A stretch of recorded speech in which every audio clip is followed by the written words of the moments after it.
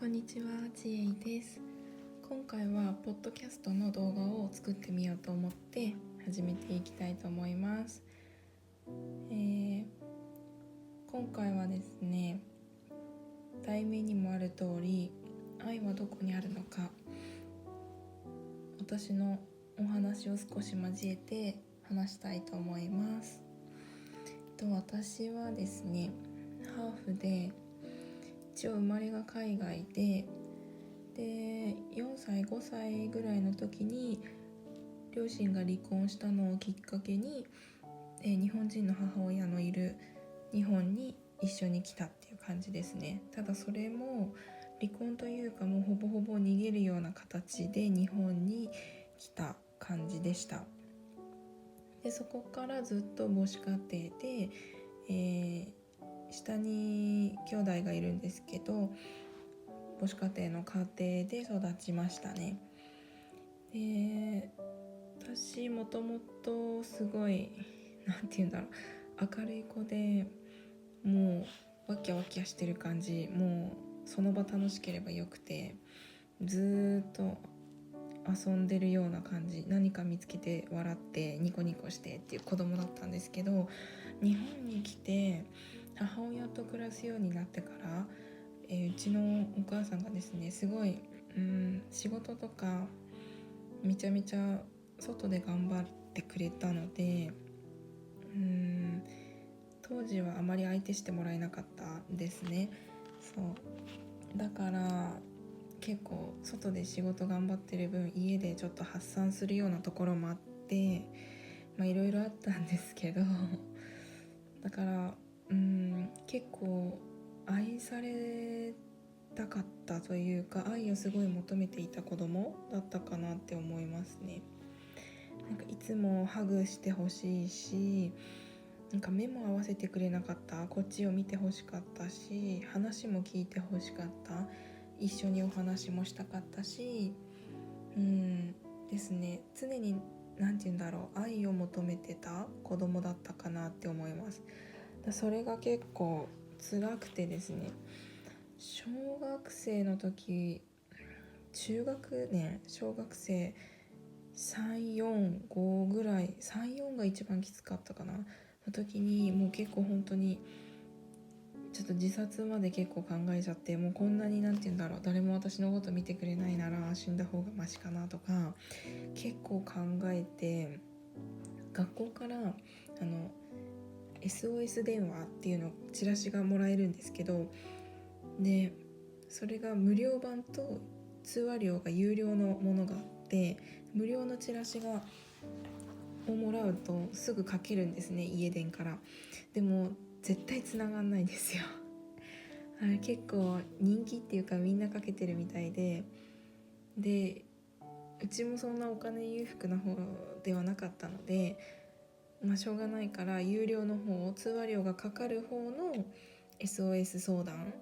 なんか命の SOS 相談みたいなとこにかけるんですけど、そうするとつながるんですね。でもつながっても1分が何十円とかって計算しちゃうから、すぐガチャって切っちゃって、ちょっとすごい迷惑なこともあったかもしれないけど、1回2回かけてやめたっていう記憶があるんですけど、でもうそれも限界になって、本当にいよいよ話せる大人がいないってなった時に、当時住んでたマンションアパートの3階に住んでたんですけど、3階の縁、ベランダの縁に登って、こっから落ちたら死ねるかなって結構考えてて、で一回決意して本当に乗ってみようと思って足を乗り上げたんですね。そしたら心の底から奥からなんかそれはダメだみたいな声が聞こえて、でやめようやめようって思ってやめたんですけど、当時は自分のおじいちゃんおばあちゃん、その海外の方に行ったおじいちゃんおばあちゃんが特に好きだったんですけど、そのおばあちゃんがなんか止めてくれたのかなってずっと思ってたんですけど、結構小さい時からお祈りとかするような子供で、ちょっと不思議な、なんかスピリチュアルとか結構好きで興味あって、ちょっと不思議な子だったんですけど、と思って、もうそこで自殺とかそういうことはやめようっては決めたんですけど、何が言いたいかっていうと、私は結構、子供だったんでしょうがないんですけど、常に外に誰か私を見てくれる人、愛をくれる人を探していたというか、何でもそうですよね。物事、何か外に向けて皆さん求めている方が多いのかなって思っていて、でそうすると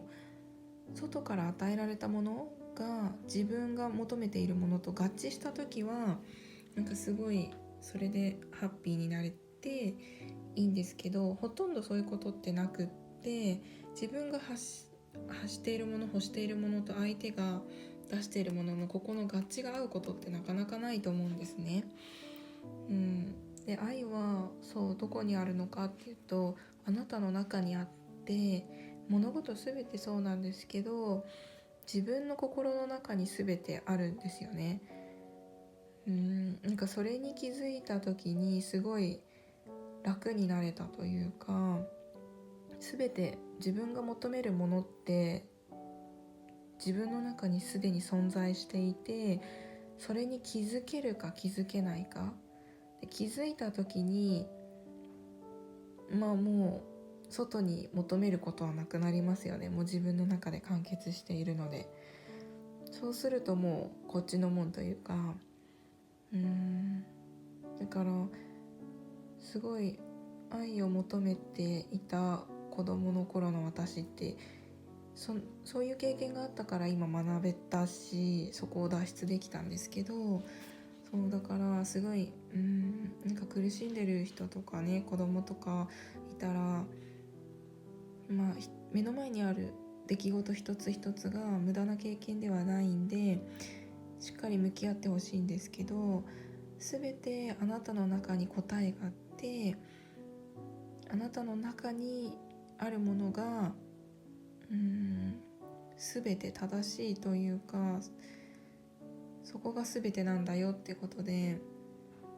それが言いたくて、だからいかに自分を幸せにできるか、例えば今日から明日から何ができるかっていうと、喫茶店とかカフェに行った時に、例えばチーズケーキとシフォンケーキがあって、どっちか迷った時に直感とかなんとなくの感覚でチーズケーキがいいって思っても、その後でシフォンケーキの方が安いしなとか脳みそが結構送ってくると思うんですね。シフォンケーキの方が見栄えがいいとか、可愛いし美味しそうじゃないって、こっちの方が良くないっていう違うもう一人の自分の声っていうのが聞こえると思うんですけど、そういうところで自分の直感を信じてあげる、自分の直感の感情を引き出してあげる、そういう小さい一つ一つのことが自信にもつながっていくし、より直感を鍛えれると思うんですね。例えば道歩いてて喉乾いたと思ったら、別に喫茶店じゃなくても自販機で100円200円の飲み物買って飲んであげてもいいし、それでお金をねセーブして幸せになる人もいれば、その場で自分に飲み物を与えてあげて潤って、喉が潤って気持ちいいってなる人もいると思うんですね。それぞれ自分の幸せ、目の前にある小さな幸せを一つ一つ拾ってあげて、いかに自分を幸せにしてあげられるか、それが自分を愛することになるし、その自分に対する愛って返ってくるし、自分を愛することで自分で完結してるんで、自分からも愛される、でそれがまた周りから愛されるっていうことになると思うんですね。だから外にじゃなくて、内に瞑想するのも大切だし、自分といかに向き合っていくか、